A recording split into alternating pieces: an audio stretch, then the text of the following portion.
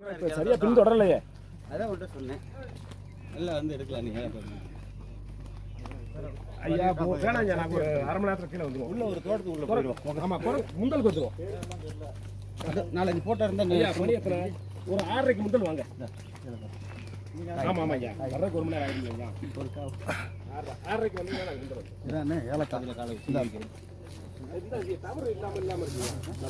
என்ன உட்காந்துக்கோங்க. தான் ஏலக்காய்ண்ணா. ஆமாம், வாழைக்காய் ஏசனா இது வராது. ஏலக்காய் தானே இது? ஆமாங்க. வாசனை வராது. இல்லை கசக்கி பிரிஞ்சுக்கோங்களேன். ஒன்று எடுத்து கசக்கி பிரிஞ்சுவாங்க. இதை எடிட் பண்ணிங்கன்னா ஏலக்காய் தான் நீங்கள் நல்லா பார்த்துக்கோங்க.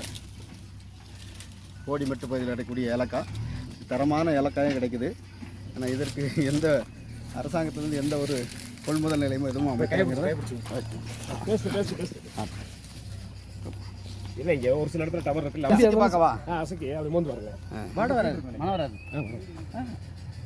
அது காஞ்சாதான் மனமே வரும். வாசனை வராது. இந்த வா போங்க போங்க. என்ன கை பிடிக்க கூடாது.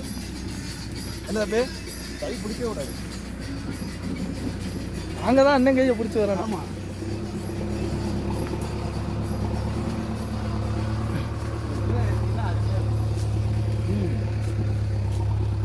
அப்படியே தான் இருக்கேண்ணே.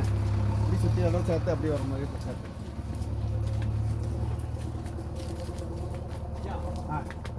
எப்படியா இருக்கு? அருமையாக இருக்குண்ணே. நல்லா இருக்கு. ஏலக்காய் எல்லாம் ஏலக்காய் மிக அருமையாக விளைச்சல் இருக்குது. இந்த போடி மெட்டு பகுதியில் வந்து நாங்கள் பார்வையிடும் போது மிக அருமையாக அந்த ஏலக்காய் எல்லாம் இருக்குது. இப்போ கோடி மக்களோட பிரச்சனை என்னன்னாங்கய்யா, இப்போ சீசன் டைம்ல வந்து பார்த்தோம்னா ஏலக்காய் வந்து ரேட் குறைஞ்சிரும்.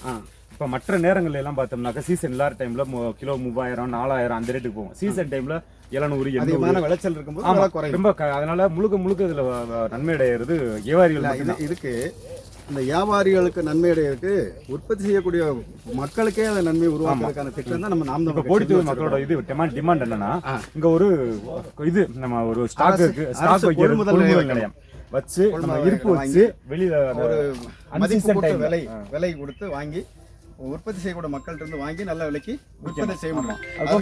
நம்ம நாம் கட்சியில் இருக்கு வாசனை தரவு நிலங்களை அமைப்போம். அது சார்ந்த தொழிற்சாலை உருவாக்கும் தான் அண்ணன் செந்தமிழன் சீமான் தேர்தல் அறிக்கையில் கொடுத்திருக்கிறாரு. நிலமும் வளமும் சார்ந்த. அதனால இதையெல்லாம் சரி செய்வதற்கு நாங்கள் நாம் தமிழர் கட்சியின் சார்பாக நம்ம போராடுவோம். கண்டிப்பாக திராவிடம் மேல அதான் நேற்று விளக்கம் அண்ணன் சொன்ன மாதிரி கொடுத்துருக்கலாம். திராவிடம்னா திருட்டு உருட்டு.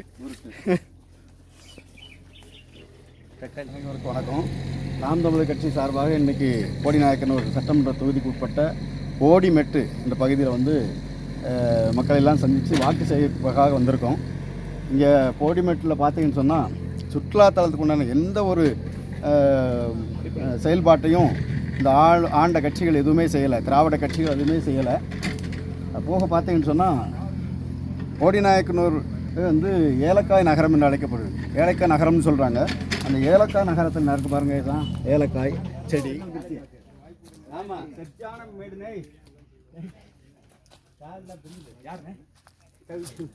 இந்த ஏலக்காய் உற்பத்தி வந்து நிறையா போடிநாயக்கனூர் சட்டமன்ற தொகுதிக்கு உட்பட்ட பகுதியில் இருக்குது.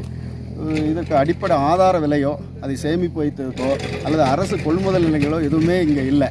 ஏன்னா இவ்வளவு விளைச்சலையும் இந்த மக்கள் மிகவும் இந்த கைமேட்டு கடையில் இதை வந்து உற்பத்தி பண்ணி கொடுக்குறாங்க.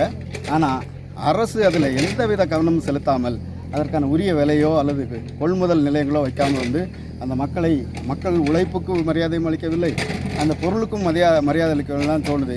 நாம் தமிழர் கட்சிக்கு இந்த மக்கள் வாக்கு செலுத்துவார்கள். ஆனால் அண்ணன் செந்தமிழன் சீமானால் உருவாக்கப்பட்ட மிகச்சிறந்த ஒரு தற்சார்பு தொழில் செயல் திட்டத்தின் அடிப்படையில் நாங்கள் இந்த போடிநாயக்கனூர் தொகுதியை ஒரு போற்றும் போடிநாயக்கனூர் தொகுதியாக, ஒரு சிறந்த தொகுதியாக, ஒரு முன்மாதிரி தொகுதியாக இதை மாற்றும் என்பதை நாம் தமிழர் கட்சியின் சார்பாக தெரிவித்துக் கொள்கிறோம்.